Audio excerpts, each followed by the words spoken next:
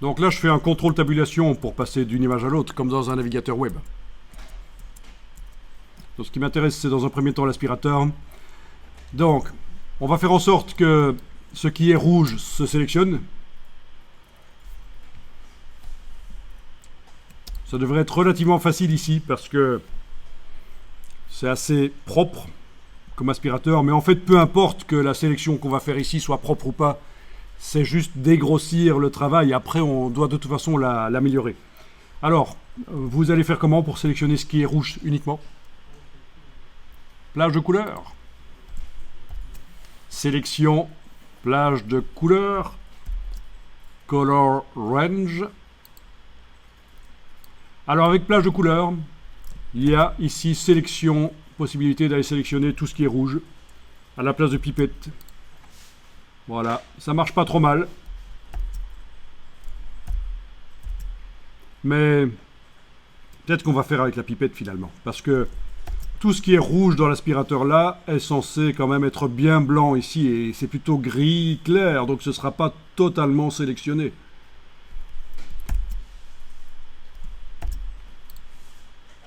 Bon. Ah tiens, il y a coloration de la peau, j'avais pas vu. Je suis sûr que c'est encore un truc qui doit être orienté occidental. Non, je sais pas, il faudra tester, tiens. On va peut-être trouver un truc pas clair chez Adobe. Donc, je passe en pipette. Alors, il faut toujours utiliser la pipette de gauche, enclenchée là. Elle est enclenchée, l'utiliser au moins une fois. Donc, sur l'image, je clique sur du rouge. Ensuite, déjà là, on voit que ce qui est rouge va être sélectionné, mais pas totalement tout. Il va falloir, avec la pipette plus, ajouter des nuances. Donc, pipette plus, et on va éventuellement glisser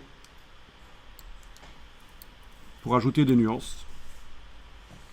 Il y a peut-être un petit problème si on passe sur le blanc, c'est pas du rouge. Qu'est-ce qui se passe? Ouais, ça passe quand même ici.